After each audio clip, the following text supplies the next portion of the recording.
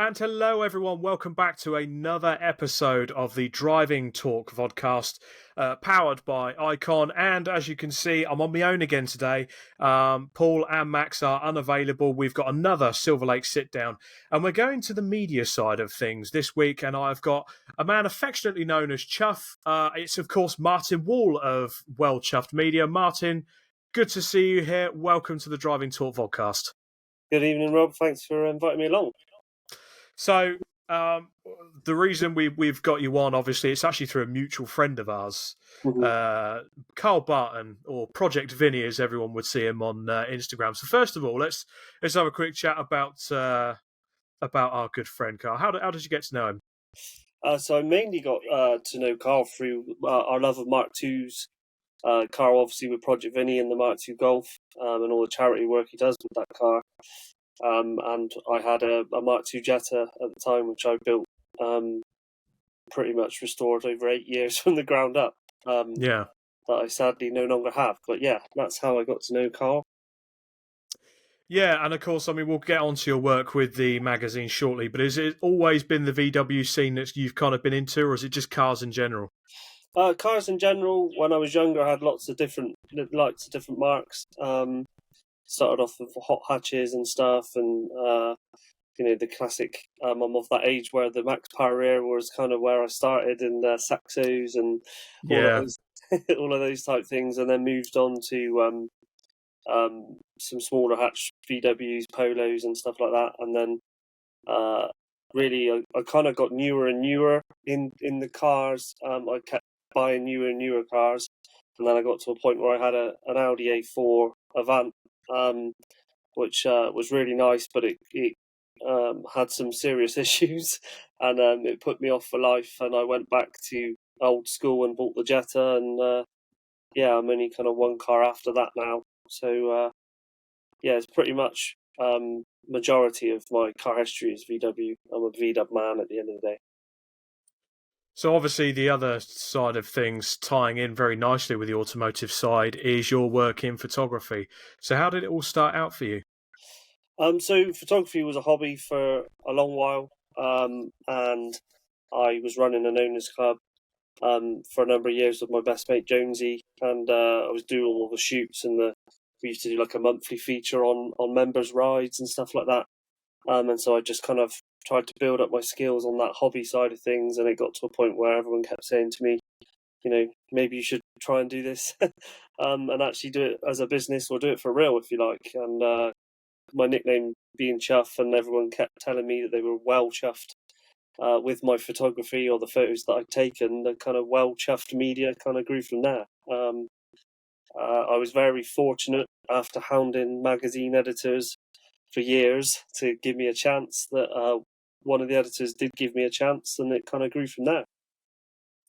I mean, looking at your portfolio now is absolutely stunning, and some of the magazines that you've ended up shooting for, we're talking about publications like Total BMW, Volkswagen, Performance VW. I'm pretty sure you've done a few of the Ford magazines as well, which is kind of my end of the spectrum. So, I mean, how many magazines are you shooting for now, roughly? At the moment, roughly 10 or so. There's another 6 or 7 that I used to shoot for, which no longer exist, unfortunately, like Fast Car and Banzai and Performance Japanese and a few others. But yeah, on the mag side, it's about 10 or so currently. And I mean, to be honest, you raise a really good point there, especially with the old favourites like Fast Car and Banzai. Mm. Is it so? Do you see any sort of faltering in the automotive magazines nowadays? How have they lost their way? Is it purely the internet sort of taking over? What's your thoughts? I'm pretty old school myself, so I still like to have the hard copy magazine in my hand. All of the features that I do, whether it be on the front cover or in the mag somewhere, I buy that copy and I keep a copy of it because I like to have that physical copy.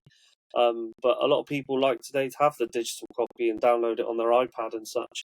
And the money, the subscriptions, and the money involved just isn't the same. Print is so expensive to produce. And mags have moved away from that, some of our favourites, unfortunately, have just not been able to make ends meet or not had the subscription base. to keep that print going and make it worthwhile. And it's a real shame. Fast car was like I said, I grew up in the Max Power area, and Fast car was a Yeah, lot yeah, we met absolutely. with them. And Fast car was 33, 34 years old as a mag, and it's gone to an online piece now. And I know the guys there that are still doing the online piece, but it just hasn't got quite the same ring to it, and quite the same following. Unfortunately, is the No, there's almost there's just something like you said. There's nothing like having that hard copy in your hand. And I guess when Autosport went to their ludicrous price, a few years ago, and they wanted people to pay like £12 a magazine, and the uproar, and mm, they've threatened a few times to go online themselves. And Autosport is one of the biggest, publications, certainly for motorsport in the UK, and it does kind of show that a lot of people have love and an affection for the printed word and the printed photograph, but it's still under threat from this internet age. But yeah, I don't know whether it's just whether the younger generation do feel this, or they're quite happy to look at something like Fast Car Online. yeah, absolutely. I guess so much social media stuff now. It's all over the internet anyway. It's not like it used to be where you would go. I sound old now, but it's not like it used to be where you go down to WH Smith's and you wait for it to come out and you go and get your copy, or even you get your copy posted out to you as a part of a subscription. It's not quite the same. I miss it. I miss that side of things, and I still work for a lot of mags that print, luckily. Um, but yeah, I do. I prefer that side of things. So those early days. So you obviously mentioned it. Starting back, your first magazine assignment. What was it? So I believe it was actually my first one was a motorbike for Backstreet Okay, Heroes magazine, and it was a 1980 Suzuki Katana motorbike in a helicopter museum with a 1980s helicopter gunship as the backdrop. that's Um, very cool. and it was pretty cool. It was a really good experience. I learned a lot on that first shoot. And then my first kind of there was a little gap then in my first real shoot for kind of the VW mags, which is my main base really. Was an editor, James Peen, gave me a shot on Camper and Bus, VW Camper and Bus magazine. And I did a shoot for them, and it kind of snowballed from there. I did a few shoots for them, and then they mentioned me to another editor, and you kind of build some relationships, and it kind of snowballed from there. So yeah, it's the bike thing was. I've not actually done a proper bike shoot for a mag since. Not that So my your first one was a bike, and you haven't done one no, and since. That's I it. hope that's not a reflection on the shoot itself, because I thought it came out really well. And so did the mag, but yeah, it's I've once I got into the VW scene, and there being still a lot of VW publications, VW Yeah. enthusiast based publications out there. That kind of you move around in those circles, you kind of get to be known for doing campers and Beetles and all that stuff. The modern VW stuff as well as the air-cooled stuff. So Yeah, and I mean, is it still is it quite tribal between the different magazines as it almost is between the mates? Because you've got your VW guys, you've got your Ford guys, you've got your Vauxhall guys, your Camper. Does yeah, it get like that? yeah. There's still a little bit of that. There's still a little bit of rivalry going on, and there's still a bit of that. Those that are just wedded to the mark. I'm a petrol head at the end myself. At the end of the day, Yeah, although yeah. I've got a lot of VWs in my history, and I love my VWs. I am a petrol head, and I like pretty much anything with an engine, some things without, and it's quite interesting how the different groups see each other still. Um, Hmm. um, yeah, it is still quite interesting, that rivalry that still exists. Yeah, I think the only thing I will say is I think the rival factions will sort of come together once the EVs start tearing up the streets and trying to get themselves involved. I think because you can't really call someone that drives an EV a petrol head because there's no petrol involved. No, exactly. Yeah, I mean the speed's there, but everything else isn't really. The noise and the smells and all of those things that a lot of petrol heads love and crave and spend all their time working on. So yeah, I think that's, like you say, that's probably one of the areas where they will all unite. So you start off the photography career and you're just going You're working for a lot of publications. Yes. What's sort of been your most favourite shoots to do? I do a lot of mag shoots. I absolutely love working at some of the really big events alongside the mag work that I do. So, Festival Speed, and working for Hmm. various people at Festival Speed on media, and Goodwood Revival. I absolutely love those events. That there are people coming from around the world to attend those events, and they're just amazing events to be at. And the mix of celebrities and professional drivers you get at those events, and the vehicles you get to see, it's just another level for me. So that's probably my favourite events. As such, I've had some really good shoots along the way. I used to also work for a number of auction houses, and I shot one of my favourites was a 1985 Indy car that I shot that was brought over as part of brought over to be part of a collection over here. And when it arrived, it was in considerably um, worse shape than the the guy that had bought it drunkenly on eBay had realised when he ordered it. And so they put it up for sale. But yeah, I was brought in to do the shoot for that for its auction, and it was just amazing to be in and around a proper race car like that. Sorry, Rob, I can't hear you. I think you're on mute. Let me get myself off mute. So, what kind of damage are we talking? Are we talking like hanger rash or anything like that, It's or was just it just? Yeah, just been sat around for a long time. At that point, it didn't have an engine, but it was still beautiful to me, being a proper race car. And the guys did chuckle that I met up with to do the shoot, because I said, look, while I'm here, I've got to have a sit in it. I'm probably too big to fit in it, but I've got to try. How often do I get to be this close to Exactly. So yeah, A classic Indy car like that. You know what? I may not fit in it, but I've got to at least have a go. You that's know, yeah. at least you won't have any regrets if you at least give it a try. So why not? But did you fit in it? I did just. It was fun. It was fun getting back out. So yeah, I used to really like doing the auction work as well, just because of the variety of stuff. You never know where you might get sent and what you might be shooting from one day to the next. So that was quite interesting for me. Being a What with that? What was kind of the most unusual that you kind of been sent? Are we talking some really bizarre stuff, or just strictly sort of the oddball automotive side? um, oddball automotive, mainly with the auction stuff. It's cars in weird places, or collections, or stashed away in fields, or in the back of barns, in the barn find kind of element. So that was always a bit of an adventure. Um, and I used to really enjoy that part of it. Like I say, you didn't really know until you got the job until the job came through, where Yeah. you were going and what you were doing, and I really enjoyed that variety. I'm just trying to think of what could be the sort of weirdest. Um, there's so many.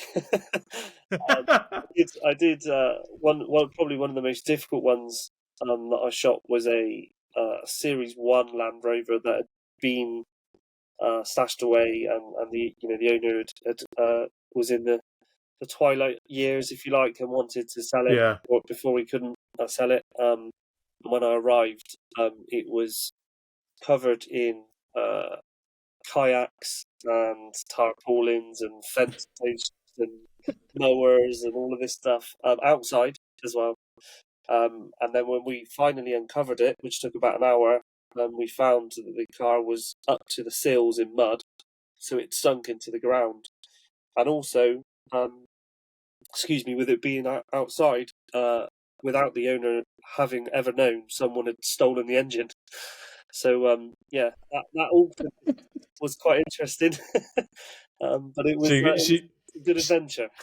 so you get sent to photograph a car for an auction site. The owner's left it outside. It sank down to its sills, and it turns out someone's buggered off with the engine anyway. Absolutely, yeah. And it took 2 hours to get the vehicle to a point where we could pull it out of its where it had been sitting, just to get it out in the open to get some photos, because he had to Yeah, dig it out of the ground to to attach it to a unbelievable. mower, to a tractor to pull it out and stuff. So yeah, but it's all, it's all part of the fun.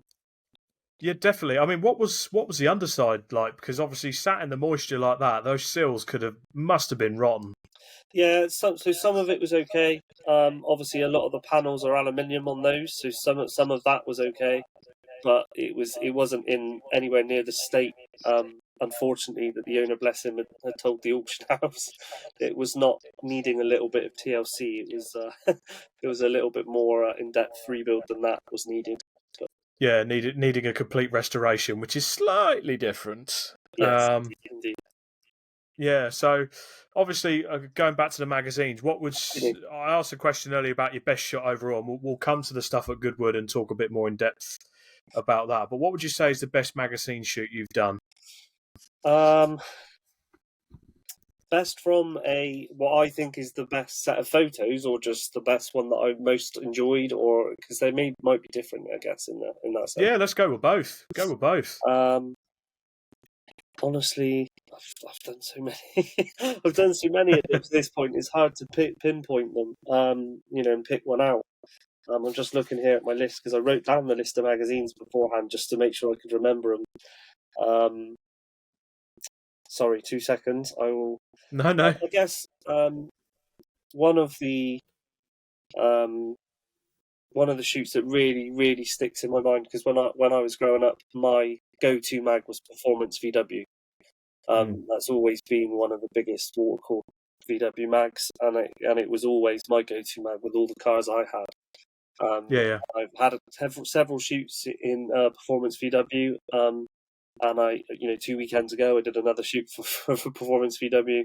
But probably 6 months or so ago, I shot the front cover, my first full front cover, for Performance VW, and I've done another couple of covers since. But that was kind of a really big moment for me, because although I've done lots of covers for mags, that was the one that I grew up reading and subscribing to, and going to get from WH Smith's every week, every month, etc. And that really sticks in my mind as a really big thing for me. Another couple of really memorable shoots. I shot Andrew Jordan, ex-BTC, BT. Yeah, yeah, yeah. Yeah, I shot. So 2013 champion and now renowned historic racer. I'm actually commentating on him this weekend when he's out in the minis. There you go. So I shot his Mini, the Revive Mini, for Mini Magazine, and I shot that at Donington, in the pits there, and let me have the car for an hour whilst they went off for lunch, so that I could do some shoots up and down the pit lane and stuff, and obviously some track action of it as well. So that was really memorable. And I also shot the Bastos E36 that he has for BMW Car Magazine, on the cover of that as well. Again at Donington, because that's their local.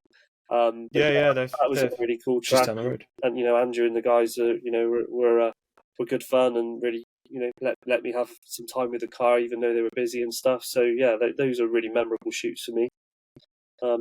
It's a long way from where I live. It's a good 4 hours drive to Donington, but it was worth it. I really enjoyed it. Absolutely. So, as well as being a bit of a petrol head, what sort of motorsport gets you going? Um, I'm going back to F1 at the moment. I Hmm. went away from F1 for a long time, and it got to the point where I just, yeah, I wasn't enjoying it. But over the last few seasons, and actually mainly because I sat down with my eldest son and watched the Drive to Survive series, that got me back into it again, and now I'm hooked again. And so yeah, that's one of the main ones that I'm watching at the minute. I'm trying to catch the BTCC where I can, and I'm hoping to do some more work on that side as well, coming up. So that's obviously an interest anyway. But I also I'm hoping to do some work with like the classic touring car series and stuff like that. I like the older stuff. I'm a massive fan of the more classic cars. So yeah, they're all things that I'm trying to keep the keep the pulse on, if you like, or keep my hand on the pulse. Albeit I'm so busy at the minute, it's tricky to keep up with it all. No, fantastic. I mean, we'll have to get you out for some modified Ford shoots as well. So, but Absolutely. looking at the work you've done over the years, I mean, to have you shooting the grids of 50 or so cars we get out even in a Mod Fords weekend would be absolutely fantastic. But what work have you kind of done on the touring car side of things? So not for the well, obviously I mentioned about some of the mag stuff that I've done, but that's kind of the direction I'm going in now. That's where I'm trying to get involved with. I've made some connections and spoken to some people about moving in that direction. So I'm hoping to get out there more, supporting. I do quite a bit of work with Pit Lane News and Pit Lane Media, and they do a lot of support for all the race series, all different genres and stuff, all different types. And I'm working with those guys as well to hopefully to get motorsport. Obviously, I love doing the mag stuff, but being around the motorsport and around the pits and catching drivers, getting in and out of cars, and all of that stuff is really where my heart lies, and that's where I'd like to do a bit more of that. So that's the plan. Sorry if I've moved on Fantastic. too quickly there and talked about stuff No, no, I'm on to. no, no, no. Absolutely, it's absolutely fine. So we go from magazine shoots to Goodwood, which is quite a different step, and you've done a lot of work, particularly at the Revival and at the Festival of Speed. Mm-hmm. So, what was your first sort of contact with Goodwood? How did it all come about? So probably 4 or 5 years ago, I went to my first Festival of Speed as just a standard visitor on a normal ticket with some friends, and immediately it lived up and some to the hype that I'd been told for years. I honestly didn't appreciate how many different vehicles motorsport and racing vehicles you can get from different places, all in the one venue and all in the one event. It's just incredible. And I sort of promised myself then I need to come back next year, but I need to be working and I need to be on a media pass and be able to get those access to those areas that you can't get as a normal visitor and really get amongst it and stuff. So that's what I worked on.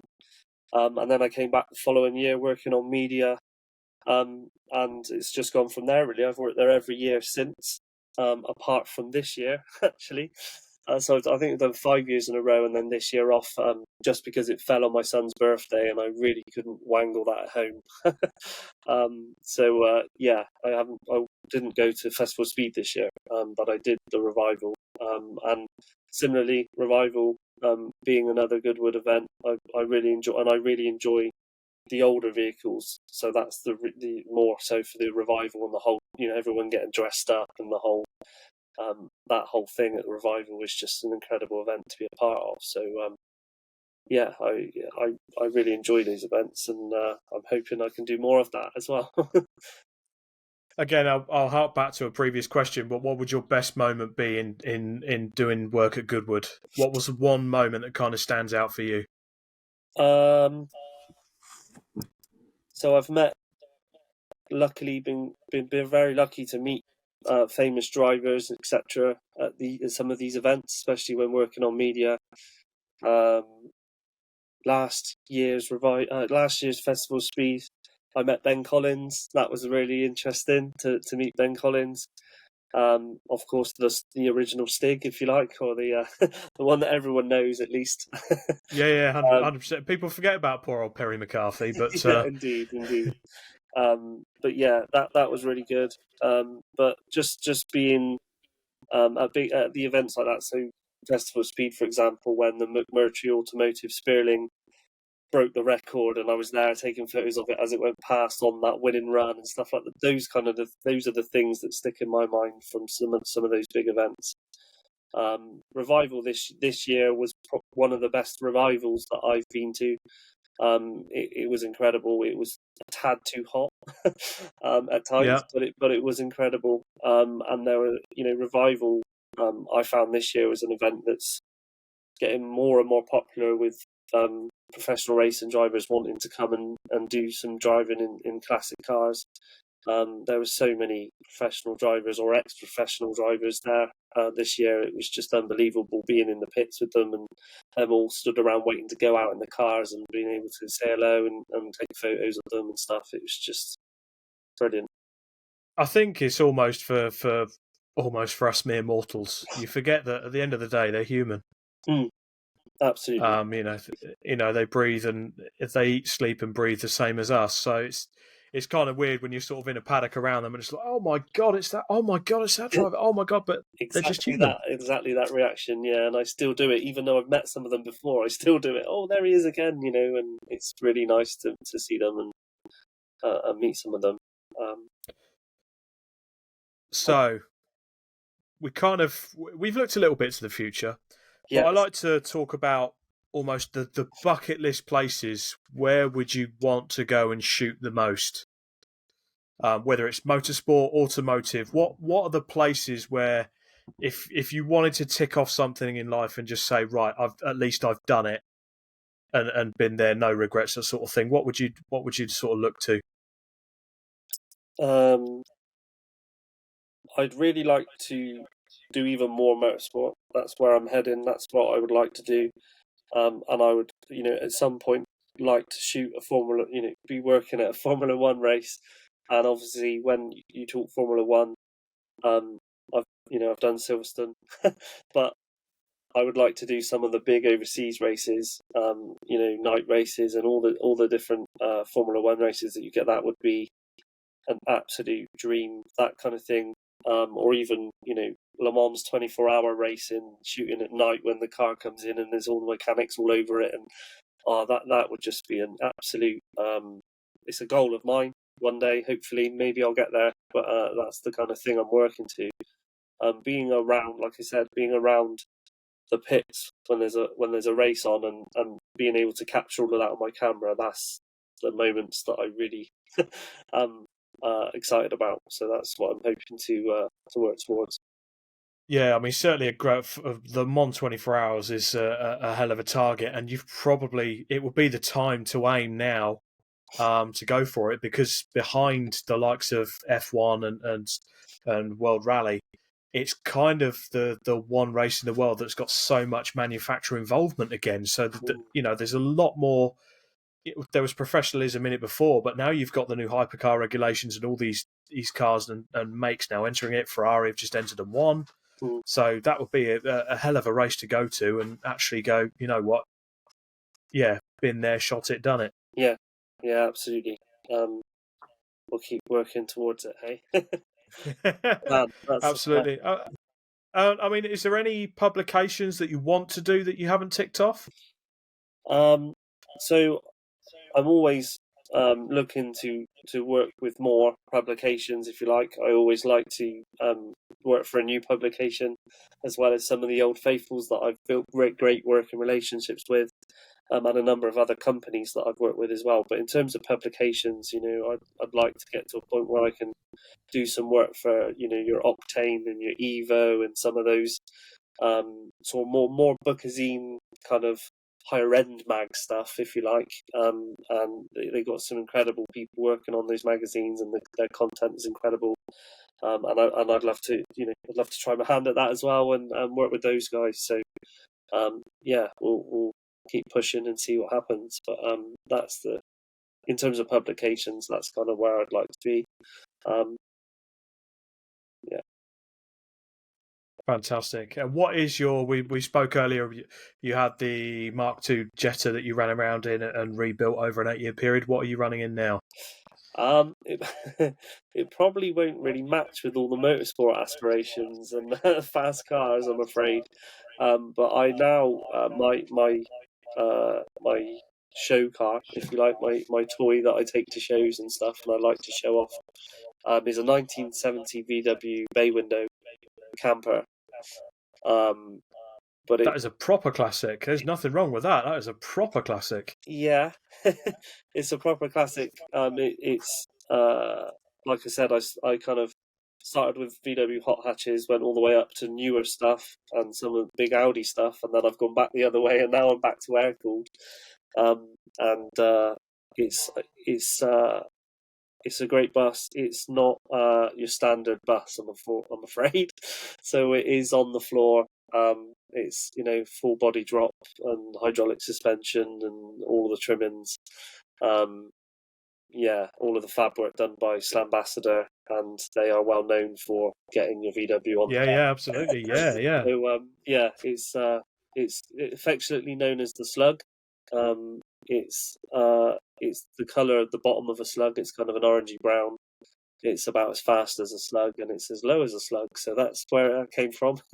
And my kid nicknamed it. And I sleep in that 10, 15 times a year at different shows. And if there's an opportunity to take it with me and stay in it for the weekend, I will. I love being out in it, but it's not fast. It's definitely not on that side of things. But a classic nonetheless, and something kind of sort of attuned to your style. So absolutely no shame in that. Absolutely. If you could have any racing car in the world, what would it be? Racing car. There's so many.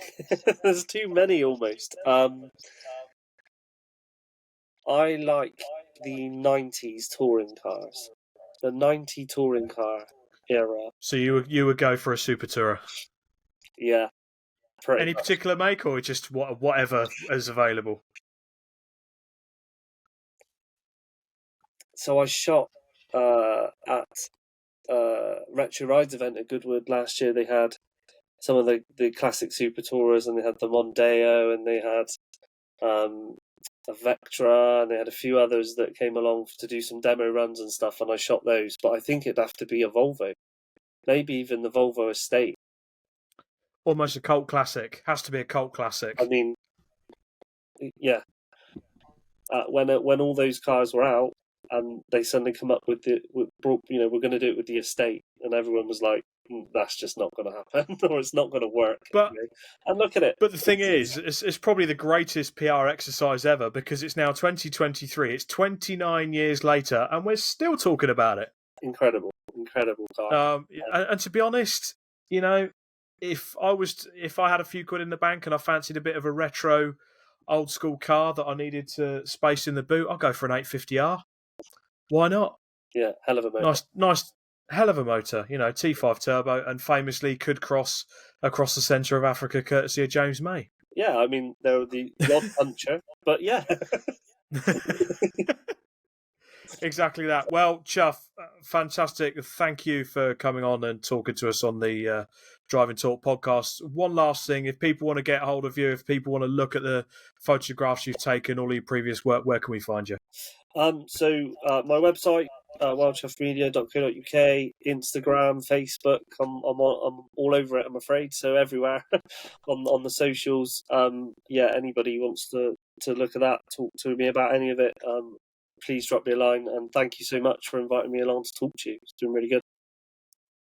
Fantastic. Well, Chuff, Martin, it's been fantastic having you on, and another great interview for the Driving Talk podcast. So for our viewers, make sure you get along and have a look at some of the Wellchuffed media stuff that Martin's got up. It is absolutely fantastic automotive photography. If you do see him out and about at Goodwood and at the race events, make sure you'll find him. He'll have his Wellchuffed media hat on, I'm sure.